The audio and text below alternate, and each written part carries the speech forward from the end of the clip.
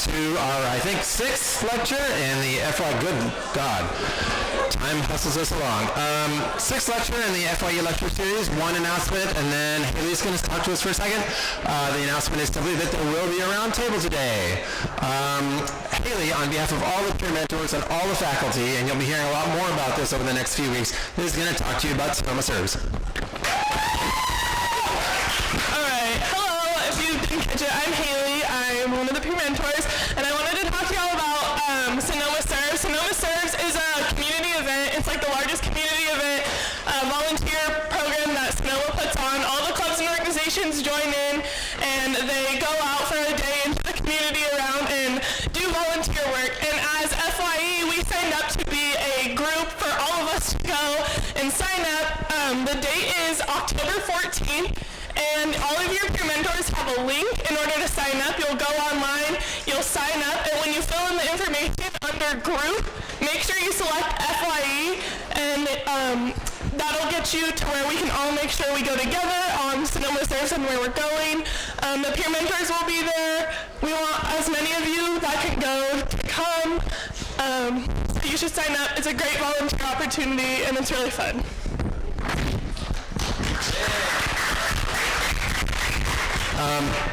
Just to corroborate, there's lots of things that you can do, extracurricularly at Sonoma State that would support your success, your retention, your staying here, you're getting your degree, etc.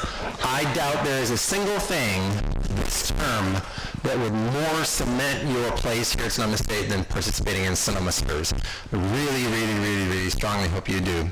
All right, our lecturer today is Dr. Stephen Estes. He is a professor.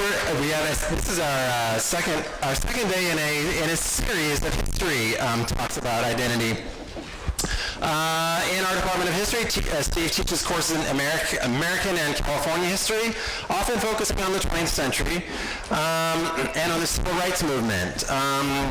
He is a Southerner, born and raised in the Carolinas, but he's been all over the place and done all kinds of cool things. Like, for instance, he was an interviewer for the Southern Oral History program, which excites me. I always want to hear more about that. He was a counselor at the Interlochen Arts Camp in Michigan. He plays music and he surfs. He lives in San Francisco with his daughter and wife. And he has an amazing track record of scholarship. Like, he writes on place and history, and also issues of masculinity, gay and lesbian history, and he's currently, you're still working on the book on peanut butter and jelly sandwiches? Sweet. Without further ado, let's give a warm FYE welcome to Dr. Steve Estes.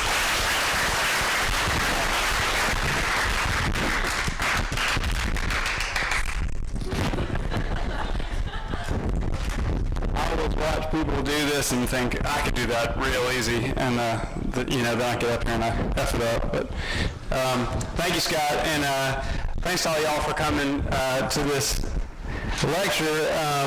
I want to start with talking about this book, which you can buy wherever crappy books are sold. And this is my last book, is on Charleston, which is my hometown. And I'll be talking today about Charleston, Miami, and maybe wherever y'all are from. We'll see how that goes. First, let me show you where Charleston is. So there it is, down in the deep south. The big cities nearby are Atlanta and Charlotte. I was actually born in Charlotte, but I grew up in Charleston. And so I want to start today's lecture by actually not doing a lecture, but having you tell me some stuff about stereotypes of Southerners. So what are some of the, let's start with positive stereotypes. Those are easier to do. So what are some of the positive stereotypes that you have of Southerners? Yes, Royal. Hospitality. Okay, hospitality. That's a perfect one. What else? What other positive stereotypes do you hear or you think of when you think about the South? Yes, Kristen.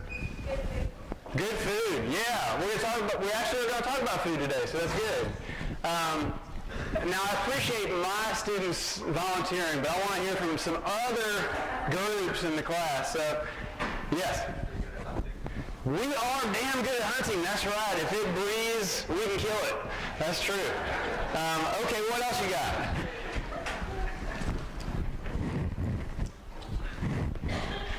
Yes, and fall back. What? Good cornbread, that's true. I do make a good cornbread, although I will tell you that, I use Trader Joe's mix. Don't tell anybody, it's great. All right, well, how about you got another positive one, Scott? Family values. All right, family values, that's true. I don't know, my brother, after I hit him in the face one time, he might dispute that, but otherwise, I think you're right. Now let's shift to some negative stereotypes that you have about the South. What are some negative stereotypes about the South or Southerners? It's okay. You're not going to hurt my feelings. The slave states, that's right. Oh, that's very true. Although I will say, as a historian, I would remind you that all 13 of the original colonies had slavery. So we're not the only ones that had slavery, but we kept it a lot longer than the rest of the colonies and the rest of the states, the rest of the Civil War, et cetera, et cetera. But slavery is hugely important. We'll be talking about that today, as a matter of fact. What other negative stereotypes do you have of Southerners?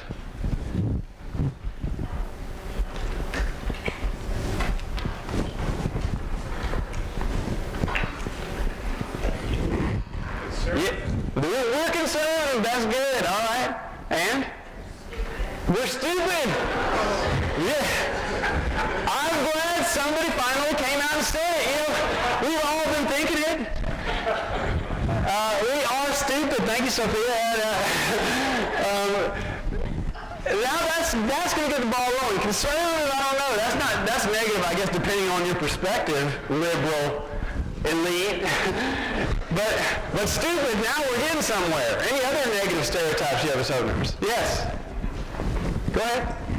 Oh, that you guys are like closed-minded. We are. That's right. I don't want to hear your opinion. I already have a good one. My brain's too small to have more than one, so. Anything else? Yes. We are fucking racist. Let's be honest, people. That is true. All right, so these are the negative stereotypes. Now, I'm going to have to admit something to you. I've been playing a little trick on you. And that is that I don't have a Southern accent anymore. I actually gave up my Southern accent voluntarily. I tried to lose it when I went to college, and I succeeded. And the reason that I gave it up, well, it's part of this lecture, as a matter of fact. It's about the complicated way that place, the South, influenced my identity. So when I went to college, ironically, I went to Houston, Texas for college. And the accent that I just did for you is not a South Carolina accent. It's actually a Texas accent. I can't even do a South Carolina accent because I pushed it down so far. But when I talk to my brother, or when I drink, or when I sing, you can hear the South Carolina come back for real. But that was a Texas accent, just in case you're keeping track. All right, so let's talk about identity. This is not my main argument, but it is a metaphor that I want you to think about today. I want you to think about identity as facets of a diamond or facets of a gem. So these facets, many of these facets, are shaped, they are carved, if you want to stick with the metaphor, by the place where you grew up, right? And that's kind of what I'm going to be arguing today. One of the reasons why I liked this metaphor originally was that you can kind of you can turn the diamond to face different facets outward, right? So that you can see part of me, like my Southern accent, right? I'm performing that. I'm putting that facet out for you to see. All right, I'm going to keep that in the back of your mind, but the central argument that I want to argue today is this: that the history and culture of a place where you grew up or where you live influences your identity in a whole host of ways. And I mean, we could talk about 20 or 30 ways that it does that, but because I don't have that much time, I'm going to talk about just 4. Language, education, race or ethnicity, and food. Now, clearly, I chose this list because of where I'm from, right? 4 of the things on this list, all of them, you've mentioned when you talked about stereotypes of Southerners. And so hopefully you'll see that how I kind of try and weave in the history and culture of the place where I'm from, Charleston, into my identity and the identity of people who are from Charleston. But I also want to do something else today. I also want to compare my hometown, Charleston, to Miami, which is Lizette's hometown.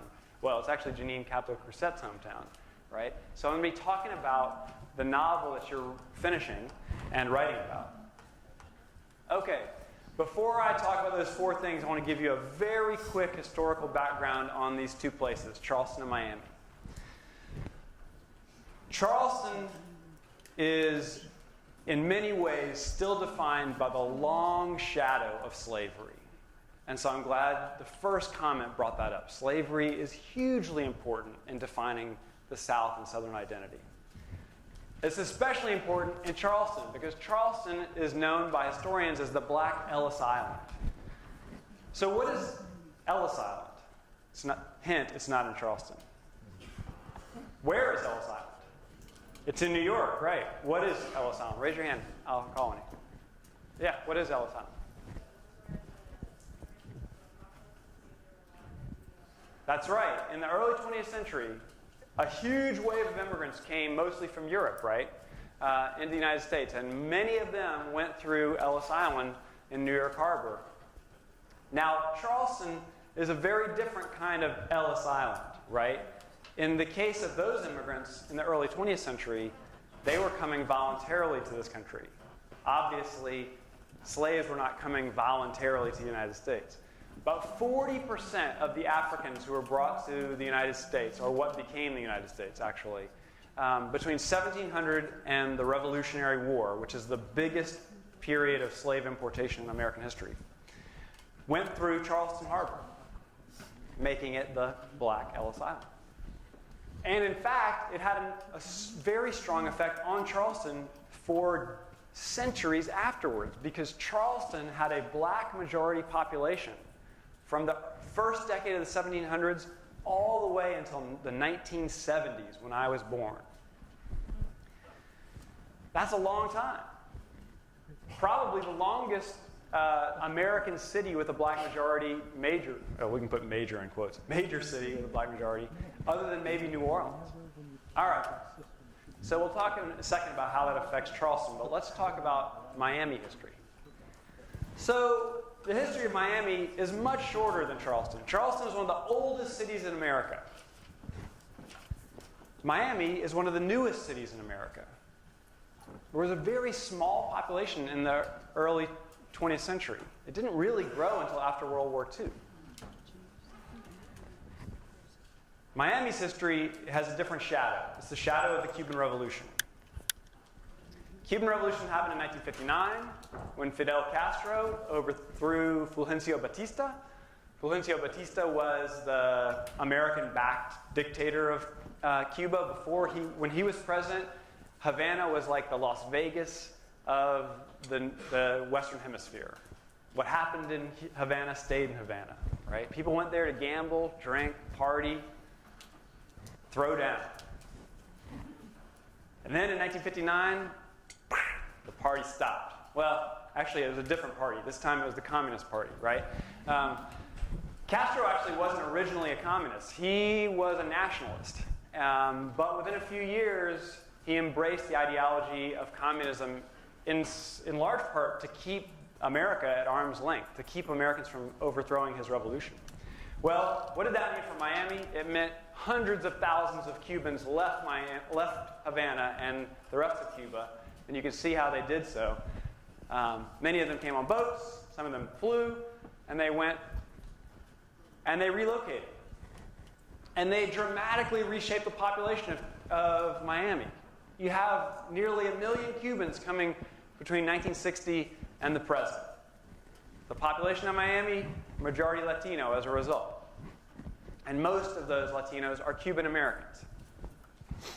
All right, so that's a brief history of the two cities. Let's talk about language. So I started off with my southern accent, or a southern accent, because I wanted you to think about the ways that language is shaped by the place you grew up.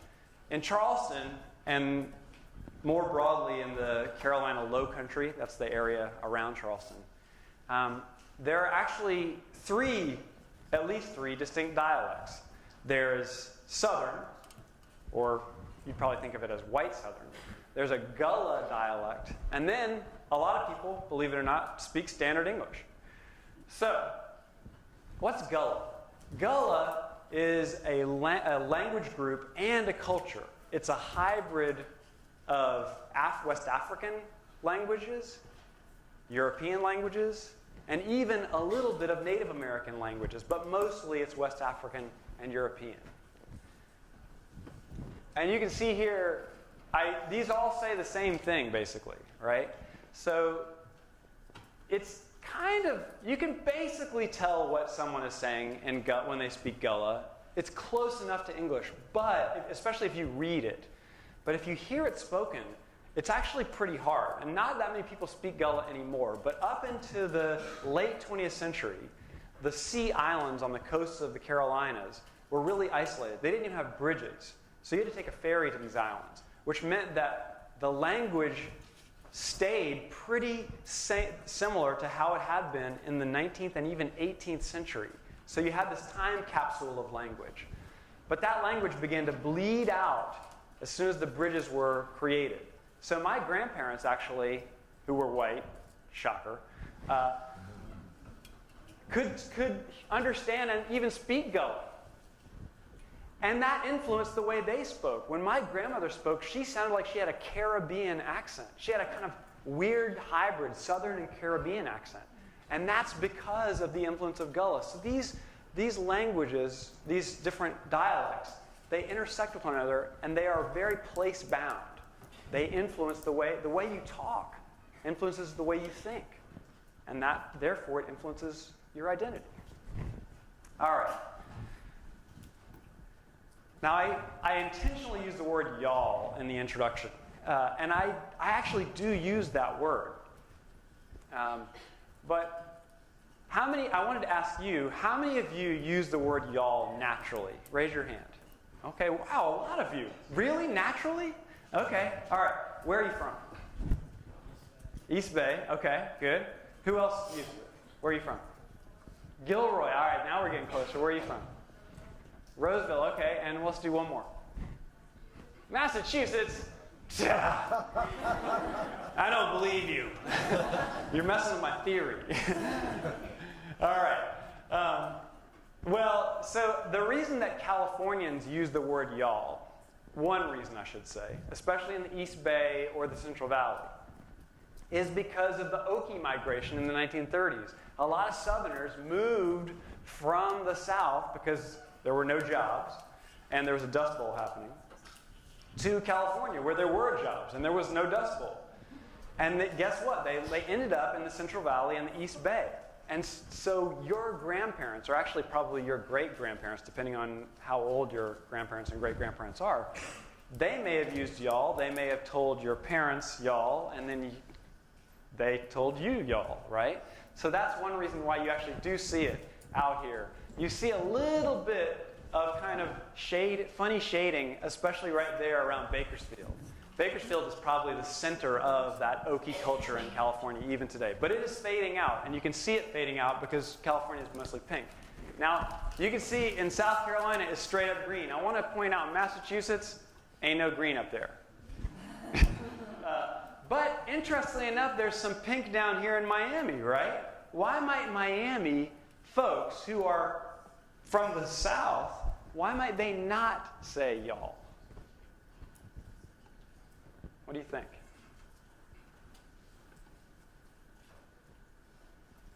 Yeah, in the far back.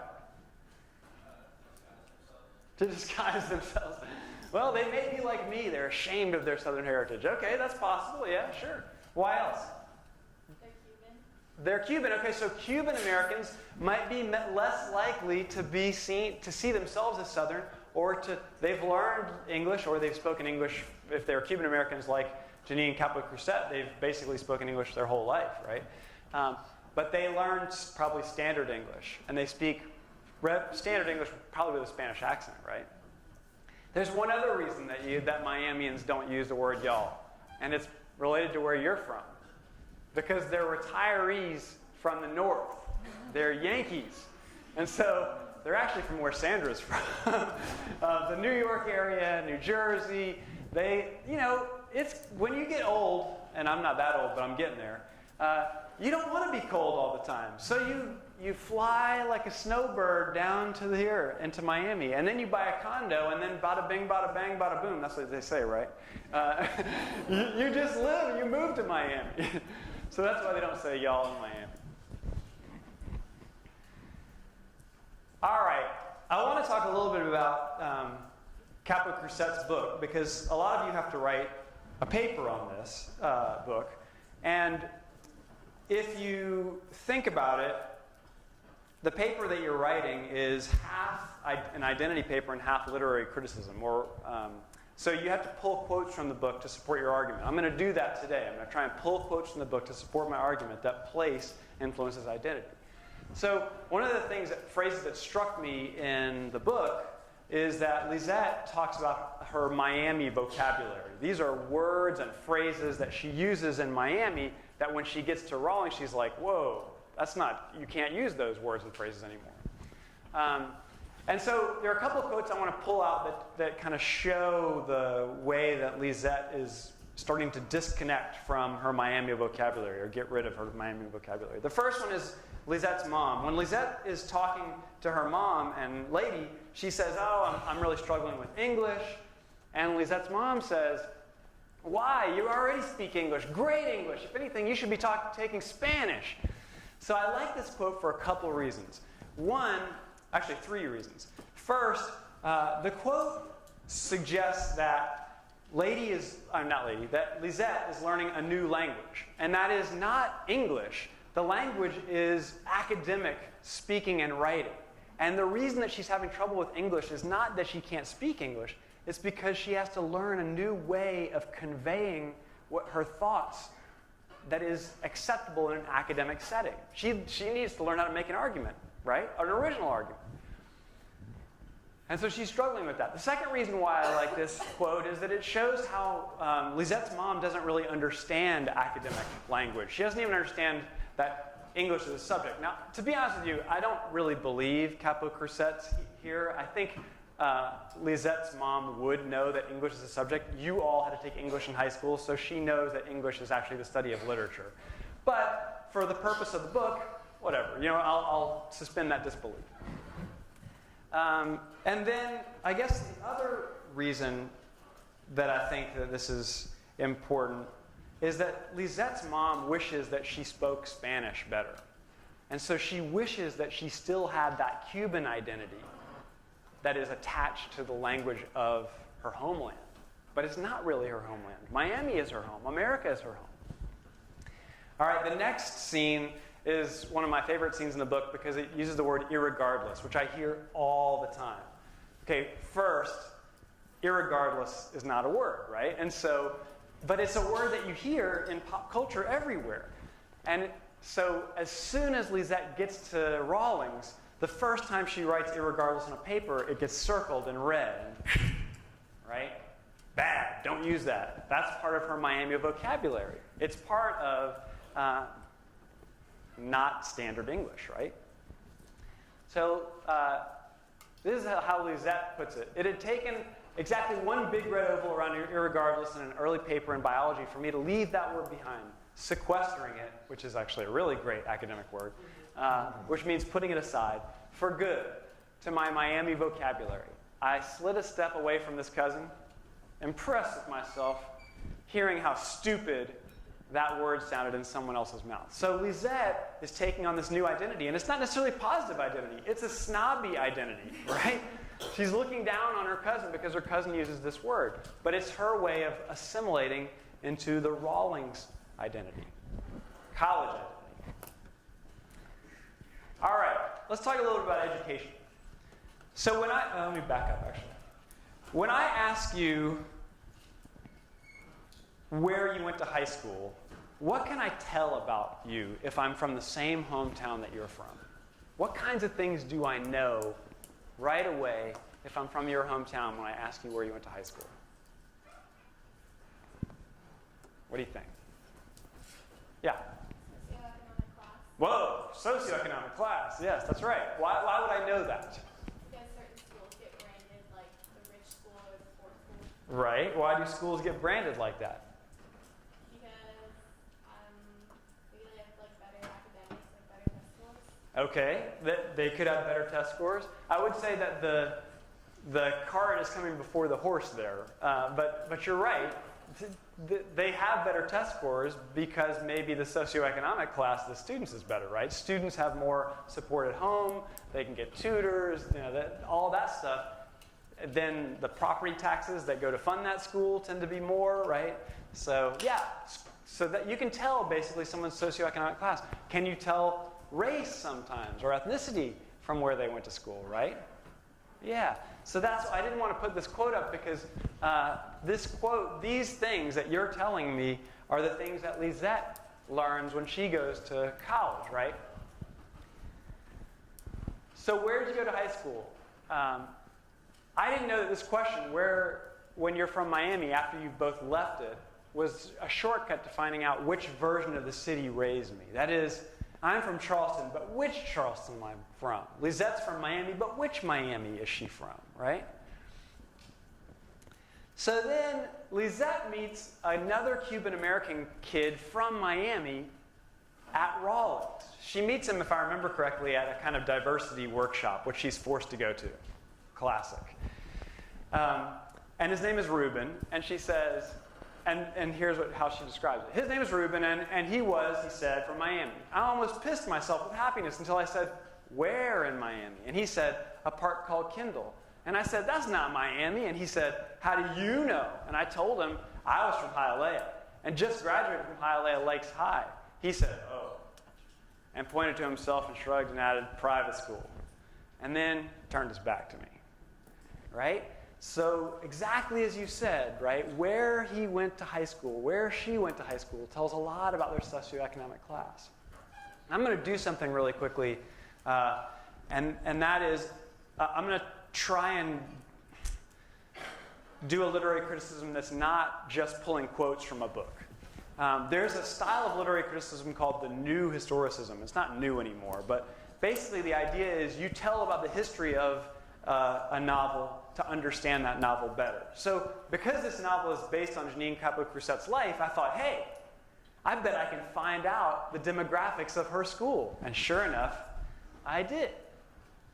Hialeah High School, which is probably where Janine Capot-Crousset went, is certainly where Lisette's supposed to have gone. Majority Latino, right? And because schools ask about whether you're eligible for free or reduced lunch, you can tell the socioeconomic class of the school too. So it's majority working class or poor, right? Not just working class. The more people you have eligible for free or reduced lunch, the poorer a school's student constituency is. All right? And then, because Kendall is a real suburb, I looked at the suburban private school that Ruben probably went to. And this is that school. It is still majority Latino, but just barely, right? It's a much more diverse school, at least if you count white and Latino as diversity, which in Miami, there is a large African and Afro-Caribbean group, but not in Kendall, in the suburb that Ruben supposedly went to school. Now, we don't have the financial information for the school students, but we do know how much it costs, $12,000, and you can guess that that cuts out a lot of working class families, right? If it costs $12,000 a year to send your kid to school. All right, so that's Miami. My point here is that, well, this is a larger point, that schools in America, especially schools in cities like Miami and Charleston, are segregated by race and class, which you already know because that's what you said, right? So this is a classic example of a researcher becoming a master of the obvious. But here at Charleston schools, so where I grew up, And they're much more segregated by race. Charleston is more of a deep South town than Miami is. 99% of the downtown high school in Charleston is African American. 1% white. That school also has a higher number of students who are eligible for free or reduced lunch. Now, the suburban schools in Charleston, the suburban public schools, like suburban schools in most of America, are actually much more racially diverse and income diverse. So what you see in Charleston and Miami and probably in many other places where you grew up is schools that show these demographics, right? That's why the school where you went has a strong influence on your identity because of these forms of segregation in modern America, and especially in the South. All right. So I want to think about race and ethnicity here. Where are you from? How many of you have heard that question? Where are you from? Well, a lot of you. So why did you get asked that question? Where are you from? No, her. She is. Sorry. Yeah. Because who's really from Hollywood? Is that why? Because you're Latina. So they're asking, where's your ancestry from, right? All right. That's what's happening to Lisette, right? That's the where are you from. Yeah, exactly. So it took Lisette a while to realize that what people were asking was not because they didn't know where Hialeah was or because they didn't understand Miami. It's because they wanted to know her ethnicity. They wanted to know her family's country of origin, right? There's a funny comedian named Margaret Cho who grew up in the Bay Area, mostly in San Francisco. And she has a whole long bit on this because people keep asking her where she's from. And she won't tell them. Like, she just keeps saying San Francisco, because that's where she grew up. And they're like, no, really, where are you from? And where are your parents from? She's like, well, they live in San Francisco. And so she keeps and then they ask, and she's goading them into this. She's trying to trap them, basically. So then they ask, well, what language did you speak when you were growing up? She said, English, motherfucker. I spoke English because I'm from San Francisco. And so the whole point of this bit is to make people stop asking the where are you from question. But people still ask that question. And in fact, I would argue that people still ask that question in part because they're segregated from one another in schools, but that's a different story. All right. So eventually she learned to say that her parents were from Cuba. Right? And eventually, in fact, Lisette's friends start saying that she's Cuban and not Cuban American or from Miami. But this gets flipped, interestingly, when she goes home. Because when she goes home, after she's been at Rawlings for a while, Lisette starts, kind of embracing this. Yeah, I'm Cuban. I'm a Latina. And her dad gets pissed and he says, no, you're not Cuban. Don't look at me like that. You're American. I'm wrong? And then she says, what do you mean I'm not Cuban? I was born here, yeah, but I'm Cuban. I'm Latina, at least. And then he responds, Latinos are Mexicans, Central Americans. You're not that either, he said. Why does he say this? I think he says this because the whole reason he came to America from Cuba was so that his daughter could say she was American. And so it kind of hurts him that she's taken this identity as Cuban. But that's the politics of place and ethnicity, right? At Rawlings, she is seen as Cuban, and she even starts to think of herself as Cuban. Back in Miami, she is supposed to say, according to her dad, she's American, right? All right, this is not the best way to figure out whether the place you're from is racist or not. But one metric to figure out the racism of your hometown, and I just did this for fun, is to think about the rate of interracial marriage in that place. So this is what a sociologist would do. A sociologist would look at these kind of trends and then try and measure how much race affects family values or family choices. So I looked at this study by the Pew Research Center, and they said that in Charleston, about a little more than 1 in 10 of the couples are in interracial or interethnic relationships. In Miami, it's almost a quarter of couples are in interracial or interethnic relationships. It turns out that small southern towns like Charleston, and even worse, Jackson, Mississippi, thank God for Mississippi. Let me just say that for a second. Otherwise, South Carolina would be the butt of every joke. But because Mississippi exists, South Carolinians can be proud. We're always the second most racist place in America, which I take as high praise. So anyway, Jackson, where I've spent some time, has 3% interracial marriage. 3%. That's pretty crazy because Jackson has a very large minority population. It turns out that small southern towns have the lowest interracial and interethnic marriage rates, and western cities have the largest ones. Miami is an exception to that, actually, and I think Miami is an exception because it's such an international city, in part because of Cuban migration, but in part because it's now the gateway to Latin America for the United States. All right. But that's a suggestion of place influences your identity so deeply that it influences who you love, who you fall in love with. Right? There is no more part of your identity, no more core part of your identity than who you think you can love, right? I mean, that's one of the reasons why I put this up here, even though it is a little bit of a corny stat.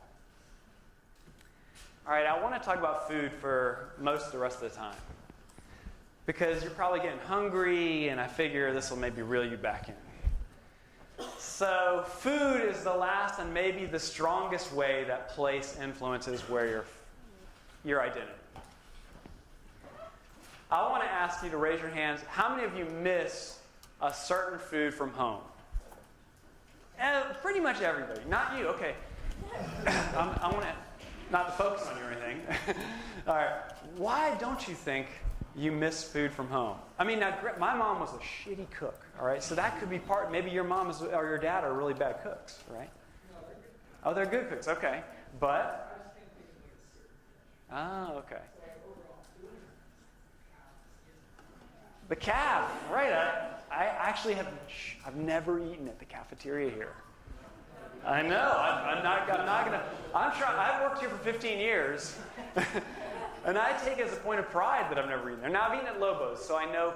I kind of feel your pain, but not. I know. All right.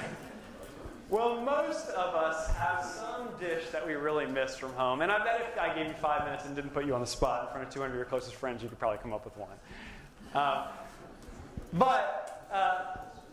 So I'm going to talk a little bit about the foods that we miss. But before I do that, I want to talk about a scene in this book which I think is really powerful. And it's a scene where Lisette is at home in Miami. She's been away for a whole semester at this point. And she tries to make a café con leche, which is maybe the simplest coffee drink to make. It's basically just milk and coffee, right? And she is shaking, and here's what she says. To anyone watching, I was a woman preparing her morning coffee, not one surveying the surrounding patrons in an effort to decide if she belonged there. I was suddenly aware of my performance of making café con leche, of trying to pass for what I thought I already was. So I love this scene, and I love this passage for several reasons. Because café con leche can be such a great metaphor for identity. It's a good metaphor for racial identity. At some point, Lady makes fun of Lisette for talking white, right? Lisette says, oh, that bummed me out so much. I put the quote up earlier. And Lady says, stop talking white, Lisette. Stop acting white. She says this like 3 or 4 times after she's come back from Rollins. And so maybe this café con leche is a metaphor for Lisette's kind of fluctuating ethnic identity, right? The more milk she puts in the coffee, the whiter she gets. maybe it's also an indication of her hybrid identity, right? The way cafe con leche tastes good because the milk and the milk changes the consistency and flavor of coffee, right? It makes it taste kind of smoother and less bitter to me. I mean, I love coffee, but I like a lot of the way how the Beastie Boys put it. I like my sugar with coffee and cream or something like that. I don't remember. Anyway, they basically, I like sugar and cream as much as I like coffee. They make coffee taste okay. And I think that this cafe con leche is a hybrid drink in the same way that Lizette's identity is becoming a hybrid identity. All right, let's talk about some dishes that will hopefully make you really hungry. So there's a scene in the book where Lizette's mom makes her beans and rice. In Cuban cuisine, if you make beans and rice at the same time, if you make them together, it's called arroz con gris. And so every Caribbean island has a beans and rice dish, every single one. And, as you'll see in a second, so do most southeastern places. And I'll talk about why in just a second. But in that scene where Lisette is served the beans and rice by her mom, she can't finish it. Her mom is like ladling the beans and rice and giving her all the beans and rice. And Lizette's like, no more, you know? And I think that's an indication of her separation, her alienation from her home. She's started to make a home among strangers up at Rawlings. Now, she's not really at home up there either. And just to pick up on your calf joke, Rawlings is supposed to have really good food. They have, as Lizette's roommate Jillian says, amazing salad bars, right? Now, first of all, I would dispute that there is ever an amazing salad bar. The salad bars, by definition, are boring. But Jillian loves them. So do a lot of people at Rawlings, but Lisette doesn't like them. And I think that's partly because they seem kind of bland to her. Now, Lisette never eats platanos, but because plantains are one of my favorite foods, I put it up there. Plantains are a really important part of the Cuban diet, and they're hugely important in South Florida, too. Now, platanos are kind of like yams. They're sweet, starchy, and like yams, both of these foods come from West Africa. In fact, so does rice. So a lot of what you're seeing here in these dishes in Charleston and in Miami is this hybrid culture, this influence of various different places on these new places. So beans and rice. Charleston has a dish called Hoppin' John. Now, as you can probably already tell, I am a really not very adventurous eater. And so Hoppin' John is really important in Charleston society because you eat it on New Year's Day, and it's supposed to give you good luck for the whole year if you eat it. Also, if you eat greens, collard greens, it's supposed to make you rich because their greens are the color of money. Okay, I hate greens. I'm not even a big fan of Hoppin' John, which is basically just rice and a couple of beans sprinkled in. So my mom would make me eat one spoonful of Hoppin' John every New Year's Day to ensure that I had good luck. It never worked. I didn't eat enough, clearly. I had bad luck my whole childhood. And now I will eat Hoppin' John because I'm more superstitious now and I need all the luck I can get. But Hoppin' John is one of those dishes that shows something interesting that historians have been talking about for a while. And this is a theory called the Atlantic world.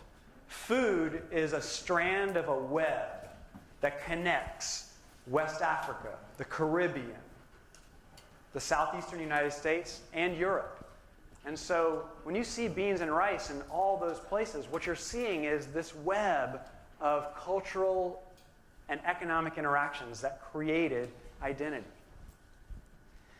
All right, and the last thing is shrimp and grits.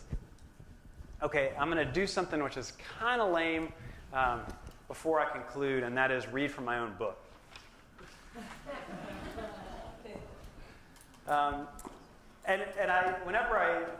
In the 2 times that I've given talks on my book at bookstores, only 2, Although I tell people it was a cross-country book tour because one was in Charleston and one was in San Francisco. So it was literally a cross-country book tour. It just, I didn't stop anywhere across the country. I just went to those two places. I always read this passage, and I read this passage last year too when I gave this lecture. And the passage talks about shrimp and grits. That's one reason why I'm reading it. It also talks about my connection to my hometown and my connection to family. And a warning, it's really sad. It's not the last thing I'm going to do, but it is really sad. So be aware of that. There was one final question that I sought to answer when I set out to write this book, a far more personal one. Where am I from? I began asking that question many years ago, but the inquiry gained more urgency at the end of my one-year teaching gig at the College of Charleston in 2002. Leaving Charleston for a second time was bittersweet. I was moving to the San Francisco Bay Area to take a permanent job teaching history, here at Sonoma State as a matter of fact. The night before I left Charleston, I stood at the kitchen sink peeling shrimp with my mom. We were making shrimp and grits, one of the simplest and best low-country dishes. I'm just afraid, my mom said, that I won't get to see my grandchild grow up. Now here my mom was using a time-honored parental guilt trip. Never mind that there was no grandchild yet.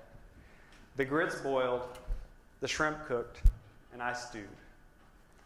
A few years later, there was a grandchild who didn't get to see her grandmama nearly as much as she should have. I started to work on this book. Research trips and family vacations became attempts to bridge the thousands of miles between San Francisco and Charleston. They gave my daughter and her grandmama a chance to get to know each other. After these visits to the Lowcountry, my daughter would come back to California with just the hint of a Southern accent, a genteel Charleston one, of course. On one trip to visit us in California, my mom seemed tired. It was more than just jet lag. She had a persistent cough, and she napped more than her granddaughter. Not long after she got back to Charleston, doctors gave my mom the bad news. She had stage 4 cancer. The rest of her life would be measured in months, not decades. On one of my visits home to help care for my mom, she asked if I would make shrimp and grits for dinner. It had been almost exactly 10 years since we stood at her kitchen sink peeling shrimp together the night before I moved away. This time, however, my mom was too weak to get out of bed to help. Cancer, chemo, and radiation had taken their toll. I stood at the sink peeling the shrimp, angry and alone. That night, after my mom fell asleep and I cleaned up from dinner, I went to work on this book. Okay, so I'm sorry about bringing that in here, but that's what food and place and family mean to me. And I have one last slide. And that is my conclusion. Place influences us all. But geography is not destiny. You can change who you are. You will always carry a little bit of that place where you grew up with you. And you should be proud that you do, even if it's a place like Charleston, South Carolina, which has a very complicated past. But it's okay also to become a new you, to make a new home for yourself among strangers. That's it. Thank you.